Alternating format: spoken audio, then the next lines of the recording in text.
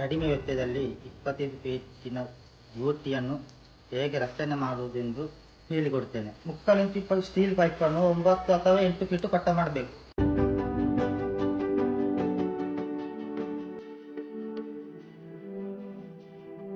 ಈ ಬೋಟಿಯಲ್ಲಿ ನಾನೊಂದು 6 ವರ್ಷ ಆಯ್ತು ಮತ್ತೆ ಬಿಡುದು.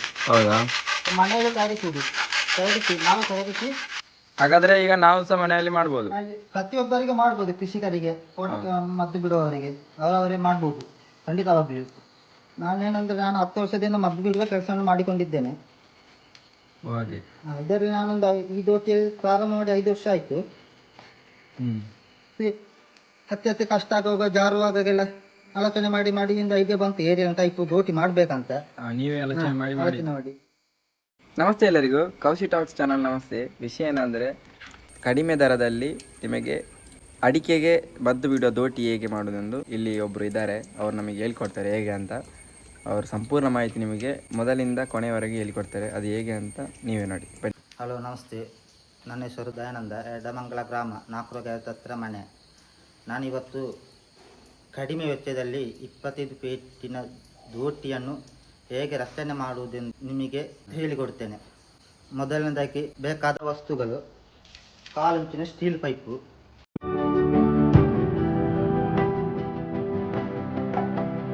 ಮೊದಲು ಇದನ್ನು ಬ್ಲೇಡ್ ತೆಗೆದುಕೊಂಡು ಕಟ್ ಮಾಡಬೇಕು. ಇದು 10 ಇಂಚು ಪೈಪನ್ನು 6 ಫೀಟು ಕಟ್ ಮಾಡಬೇಕು.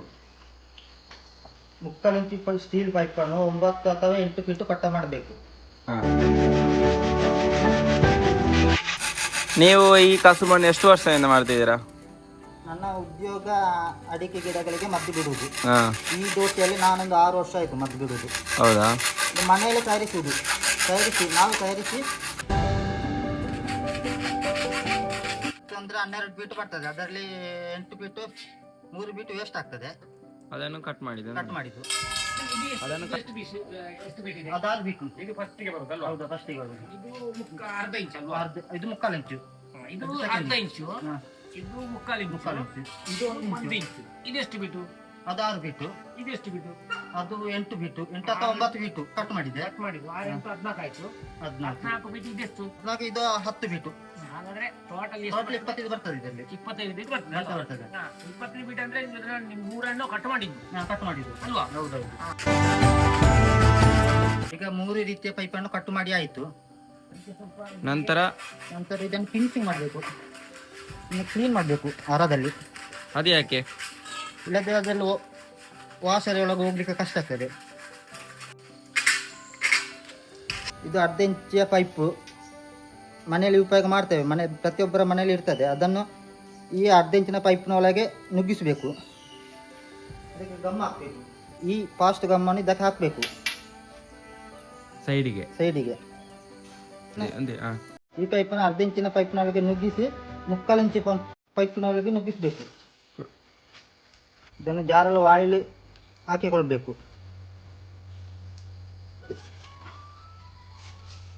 ಈಗ ಲಾಕ್ ಆಯ್ತು. ಆಯಿಲ್ ಬೇಕಂತಲಿಲ್ಲ, ತೆಂಗಿನ ಎಣ್ಣೆ, ಎಳ್ಳೆಣ್ಣೆ ಮಳೆ ಹೋಗ್ತದೆ. ಈಗ 16 ಫೀಟ್ ಆಯ್ತು ಎರಡನ್ನು ಜಾಯಿಂಟ್ ಮಾಡುವಾಗ. ಈಗ ನೆಕ್ಸ್ಟ್ ಇನ್ನು 1 ಇಂಚಿನ ಪೈಪು 10 ಫೀಟ್. ನಂತರ 3/4 ಇಂಚಿ ಪೈಪನ್ನು ಒಂದು 4-5 ಇಂಚು ಕಟ್ ಮಾಡಬೇಕು.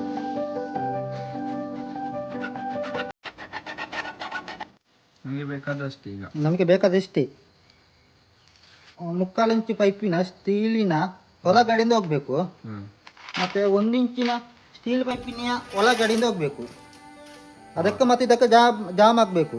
ಇದು ಜಾಮ್ ಆಗುದಿಲ್ಲ. ಆದ ಕಾರಣ ಇದಕ್ಕೆ ಗಮ್ ಟೇಪ್ ಸುತ್ತಿ ಇದನ್ನು ಸೆಟ್ ಮಾಡ್ತೇವೆ. ಈಗ ಗಮ್ ಟೇಪ್ ಸುತ್ತಬೇಕು. ಈಗ ಇದೊಂದು 4 ಸಾಲು ಬರಬೇಕು. ಈಗ ಆಚೀಚೆ ಹೋಗ್ಬೇಕು. ಯಾಕಂದ್ರೆ ಇದರಿಂದ 1 ಇಂಚಿನ ಪೈಪಿಗೆ ಲೂಸಲ್ಲಿ ಹೋಗ್ತದೆ. ಇದು ಆದ ಕಾರಣ ಗಮ್ ಟೇಪ್ ಹಾಕೋದು ಅಲ್ಲ? ಆದ ಕಾರಣ ಒಂದೊಂದು ಪೈಪ್ ದಪ್ಪ ಇರ್ತದೆ, ಅದು ಸಾಕಾಗ್ತದೆ. ಗಮ್ ಟೇಪ್ ಬೇಕಂತಿಲ್ಲ. ಇಲ್ಲ,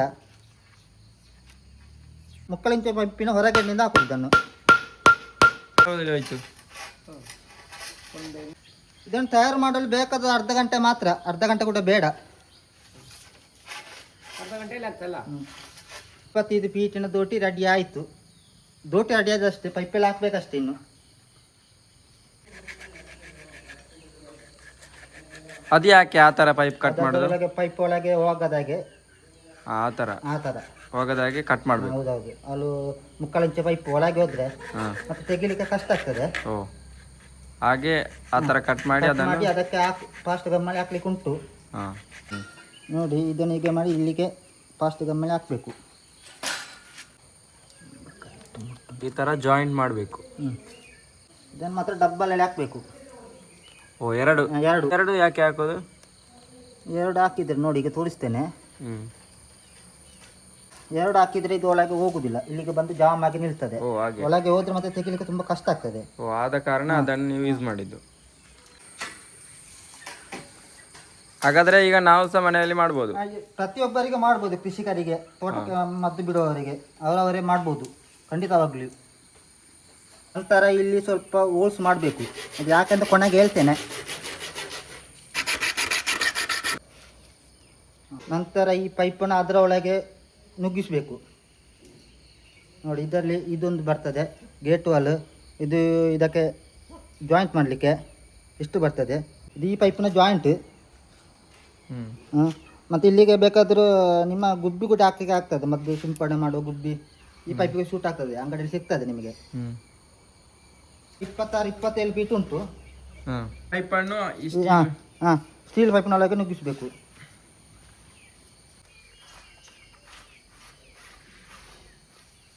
ನಂತರ ಈ ಕ್ಲಿಪ್ಪನ್ನು ಇಲ್ಲಿಗೆ ಹಾಕಬೇಕು. ನಂತರ ಇದರ ಗೇಟ್ ವಾಲು ಈ ಪೈಪನ್ನು ಇಲ್ಲಿಗೆ ನುಗ್ಗಿಸಿ ಇಲ್ಲಿಗೆ ಕಟ್ಟಲಿಕ್ಕೂ ಕೂಡ ಆಗ್ತದೆ. ಹಾಂ, ಇಲ್ಲಿಗೆ ಕಟ್ಟಲಿಕ್ಕೆ ಆಗಿದ್ರೆ ಆ ಪೈಪನ್ನು ಮದ್ದು ಬಿಡುವ ಪೈಪನ್ನು ಇದರೊಳಗೆ ತುಳಿಸ್ಲಿಕ್ಕೆ ಕಷ್ಟ ಆಗ್ತದೆ. ಹಾಂ, ನಾನು ಇಲ್ಲಿಗೆ ಕಟ್ಟಿದರೆ ಅನುಕೂಲ ಆಗ್ತದೆ. ಇಷ್ಟು ಹೊರಗಡೆ ಬಿಟ್ಟು ಕಟ್ಟಬೇಕು. ಹಾಂ, ನೋಡಿ, ಸ್ವಲ್ಪ ಡಿಸ್ಟೆನ್ಸ್ ಹೌದೌದು. ಎತ್ತರಕ್ಕೆ ಸ್ವಲ್ಪ ಕಷ್ಟ. ಅದನ್ನು ತಿರುಗಿಸ್ಲಿಕ್ಕೆ, ಆ ಪೈಪನ್ನು ತಿರುಗಿಸ್ಲಿಕ್ಕೆ ಕಷ್ಟ ಆಗ್ತದೆ. ಬೇಕಾದ್ರೆ ಕಟ್ಬೋದು ಸರ್. ಇದನ್ನು ಟ್ಯೂಬ್ ಎಲ್ಲ ಕಟ್ಟಬೇಕು. ಟ್ಯೂಬ್ ಎಲ್ಲ ಕಟ್ಟಿದ್ರೆ ಇದು ಯಾವಾಗಲೂ ಲೂಸೇ ಆಗುವುದಿಲ್ಲ, ಟೈಟ್ ಇರ್ತದೆ.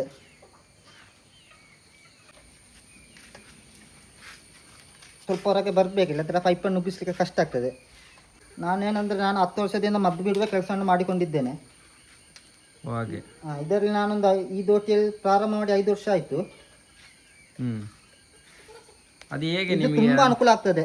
ಅದು ಹೇಗೆ ನಿಮಗೆ ಅದೊಂದು ಮಾಡ್ಬೇಕಂತ ಅನಿಸ್ತು? ಮಾಡ್ಬೇಕಾದ್ರೆ ಮದ್ದು ಬಿಡು ಮರಕ್ಕೆ ಹತ್ತಿ ಕಷ್ಟ ಆಗುವಾಗ ಜಾರುವಾಗೆಲ್ಲ ಆಲೋಚನೆ ಮಾಡಿ ಒಂದು ಐಡಿಯಾ ಬಂತು, ಏರಿಯಲ್ ಟೈಪ್ ದೋಟಿ ಮಾಡ್ಬೇಕಂತ. ನೀವೇ ಆಲೋಚನೆ ಮಾಡಿ ನನ್ನೊಟ್ಟಿಗೆ ಮತ್ತೊಬ್ಬರು ಇದ್ರು, ಅವರೆಲ್ಲ ನಾವಿಬ್ಬರು ಸೇರಿ ಮಾಡಿದ್ದು ಹೌದಾ ಮದ್ದು ಬಿಡುವಾಗ. ನಂತರ ಇದನ್ನು ಈ ಪೆನ್ನಿನ ಓಟೆಯನ್ನು ಇದರ ಒಳಗೆ ಹಾಕಬೇಕು. ಈ ಪೆನ್ನಿನ ಓಟೆ ವಿಶೇಷ ಏನೆಂದರೆ ಇದು ಮದ್ದು ಬಿಡುವಾಗ ಪಾಯಿಂಟ್ ಆಗಿ ಹೋಗ್ತದೆ, ಮದ್ದು ಚೆಲ್ಲುವುದಿಲ್ಲ. ಮತ್ತು ಆಗ ಆ ಗುಬ್ಬಿಗೆ ಮತ್ತು ಇದಕ್ಕೆ ಹೋಲಿಕೆ ಮಾಡಿದರೆ ಇದರಲ್ಲಿ 4 ಫೀಟ್ ದೂರ ಹೋಗ್ತದೆ ಮದ್ದು, ಸ್ಪೀಡಲ್ಲಿ ದೂರ ಹೋಗ್ತದೆ. ಮತ್ತು ಇದನ್ನು ಇಲ್ಲಿ ಹೀಗೆ ಮಾಡಿ ಆಗ ಹೋಲ್ಸ್ ತೆಗೆದಿದ್ದಾನಲ್ಲ, ಹಗ್ಗನ ಈಗಿಲ್ಲೇ ಕಟ್ಟಿ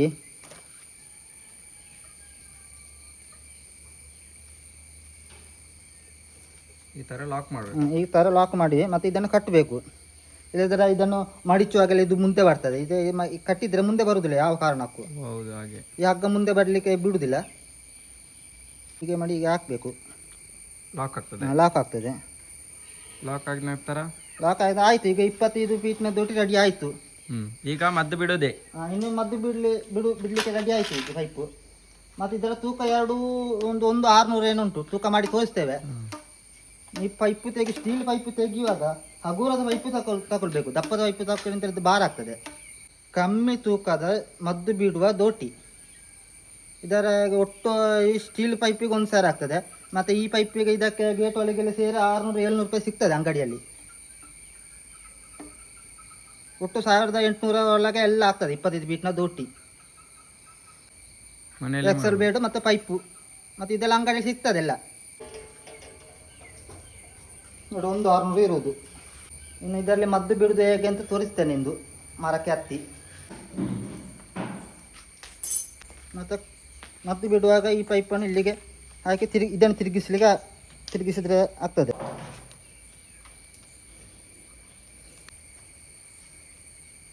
ಬಿಡಿಸಿ ತೋರಿಸ್ತೇನೆ ಎಷ್ಟು ಉದ್ದ ಆಯಿತು ಅಂತ. ನೋಡಿ 25 ಫೀಟ್ ಆಯಿತು. ಎಷ್ಟು ಬೇಕಷ್ಟು ಎಳಿಲಿಕ್ಕೆ ಆಗ್ತದೆ. 25 ಫೀಟ್ ಉಂಟು ಉದ್ದ. ನೋಡಿ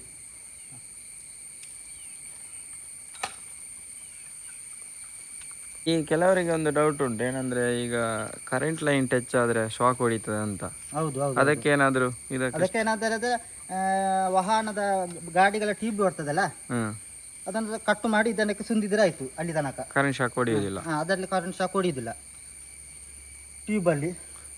ಇಲ್ಲದ್ರ ಅಂಗಡಿಯಲ್ಲಿ ಬ್ಯಾಟಿಗೆ ಆಗುವ ರಬ್ಬರ್ ಬರ್ತದಲ್ಲ, ಗ್ರಿಪ್ಪರ್, ಅದನ್ನು ಕೂಡ ಹಾಕಲಿಕ್ಕೆ ಆಗ್ತದೆ. ಫುಲ್ಲು ಬೇಕಾದರೆ ಇಲ್ಲ ಸುಲಭದಲ್ಲಿ ಟ್ಯೂಬ್ ಸುಂದಿಲಿಕ್ಕೆ ಆಗ್ತದೆ. ಸುಂದಿಕೊಂಡು ಹೋಗುದು ಅಲ್ಲಿ ತನಕ.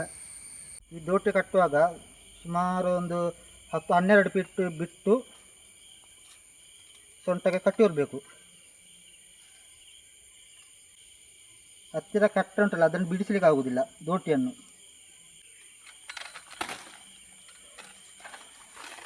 ನೋಡಿ, ಮೊದಲನೇದಾಗಿ ಅರ್ಧ ಇಂಚಿನ ಪೈಪನ್ನು ಎಳೀತೇನೆ. ಇದಿಷ್ಟ ಆಯಿತು. ಇನ್ನು 3/4 ಇಂಚಿನ ಪೈಪನ್ನು ಎಳೀತೇನೆ. ಹತ್ತಿರ ಕಟ್ಟುಕೊಂಡ್ರೆ ಇದನ್ನು ಈಗ ಎಳೀಲಿಕ್ಕೆ ಆಗುವುದಿಲ್ಲ. ಈ ಪೈಪನ್ನು ಹತ್ತಿರ ಕಟ್ಟುಕೊಂಡ್ರೆ ಎಳೀಲಿಕ್ಕೆ ಆಗುವುದಿಲ್ಲ. ಎಷ್ಟು ಬೇಕೋ ಅಷ್ಟು ಎಳಿಬೇಕು. ನಿಮಗೆ ಎಷ್ಟು ಬೇಕೋ ಅಷ್ಟು ಎಳಿದ್ರೆ ಸಾಕು. ಈಗ ನೋಡಿ 25 ಫೀಟ್ ಆಯಿತು.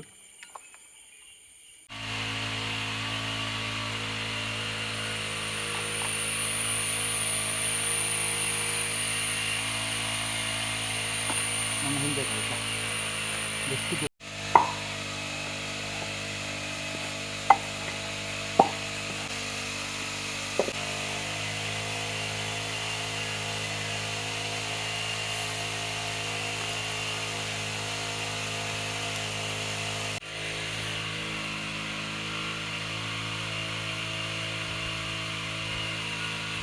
ಸಾಧಾರಣ 60 ಫೀಟು ದೂರ ಹೋಗ್ತದೆ. ಅಡ್ಡಕ್ಕೆ ಬಿಡುವಾಗ, ಮರ ಕಟ್ಟಿ ಬಿಡುವಾಗ 60-65 ಫೀಟ್ ತನಕ ಹೋಗ್ತದೆ.